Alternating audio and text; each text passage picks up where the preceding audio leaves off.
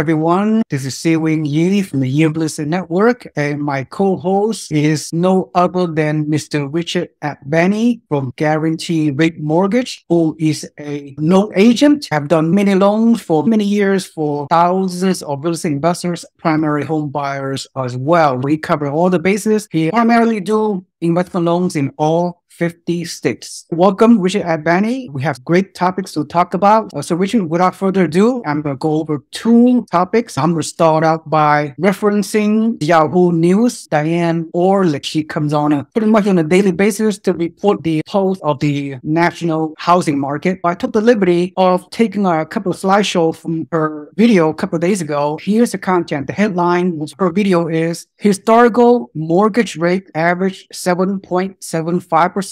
We all get that. Yahoo has done a survey, as you can see on the upper right-hand corner, among the homeowners. 63% of the nation's homeowners on this survey, and 83% of the current renters feel today's housing prices are overvalued. If you look at the historical mortgage rate over the past 50 years, we are, in the past 20 years, we are paying a low mortgage rate, believe it or not, at current 6.5%, give or take today's rate, which is 25 April 2023. A lot of people were not even born back in the 1980s, where you see the mortgage rate as high as 18%. People who complain about today's high mortgage rate have not lived back in the old days. I'm not here to dwell on the negatives, but the people are spoiled with the past few years of historical mortgage rate until the reality hit them, and now the mortgage rate at mid 6% for most people. The survey also revealed that the mortgage rate tipping point for 71% of all the prospective buyers, they feel they want to wait until the mortgage rate come down to 5.5% before they purchase. So 5.5% mortgage rate tipping point for 71%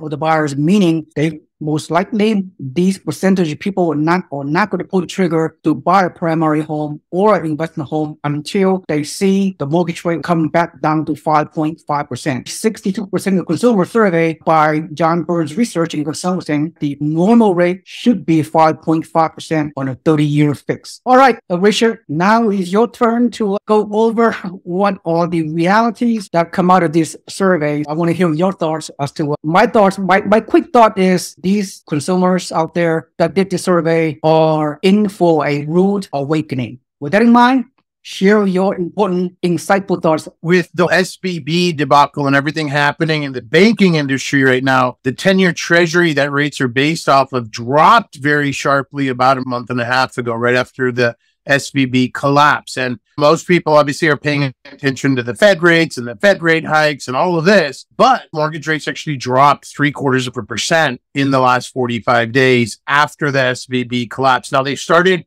edging their way back up, regaining about half of what they lost.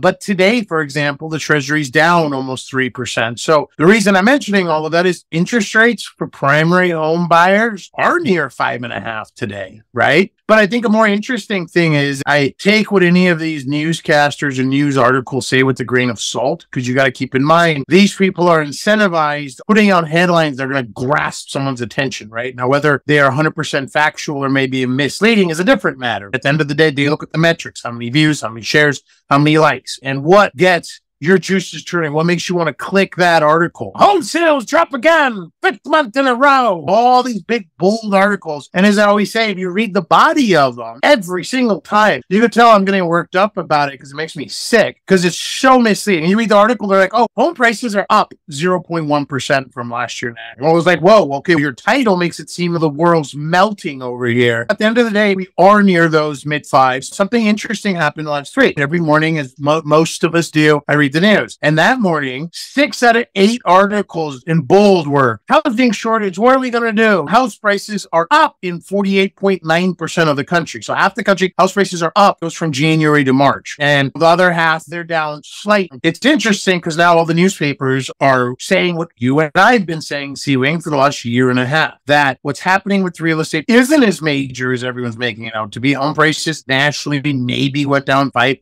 8% tops. But I think A lot of that's now behind us, but there was all this doom and gloom. Now the flavor's changed, and now all the media's jumping on the same bandwagon, the same thing we've been saying, which is that there's a major supply and demand issue. It has not been solved. It's not going to be solved. The Feds tried to cool inflation and cool the housing market by raising rates. It backfired because they raised it too much. Because guess what? All of us out there with a 2.5% to 3.25% 30-year fix are not going to sell our house to go into a 5.5%, 6.5%, 7.5% loan, whether it's a rental or a primary home. We're just not going to do it. Guess what happened? There's even less inventory out on the market, right?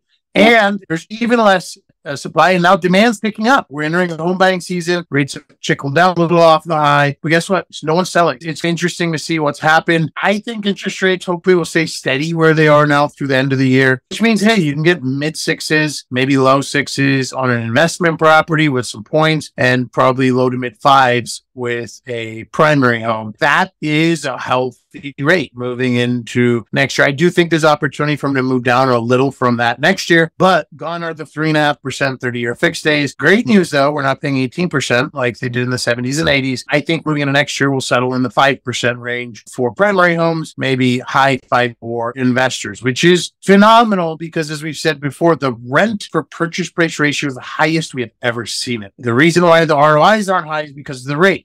If rates were where they were, which neither here nor there, because they're not going to get back there, but if rates were where they were today, 2 years ago today, with the purchase price to dollar rent ratio, there would be double-digit cash flow on every single property that we're seeing out there. So it's actually a huge buying opportunity because, as Seewing put it, we're married to the property but dating the interest rate, right? So you refi to a lower rate, cash flow goes up dramatically. It's good to see all these doom and gloomers are now saying what we've been saying from the get-go of this real estate correction or crash. Sorry, guys, didn't happen. Not going to happen. Economics 101. I don't care. In 6th grade, they teach it. Supply and demand. To create a value to something, there needs to be scarcity. And there's definitely scarcity. Well said. I text you and several of my close friends yesterday. My local friend, local realtor, Tony Bruno, which I did videos with him. He worked out of Fremont, California, in the San Francisco Bay Area. I used to live there for 30 years before I moved up the road from Fremont in the Upper East Bay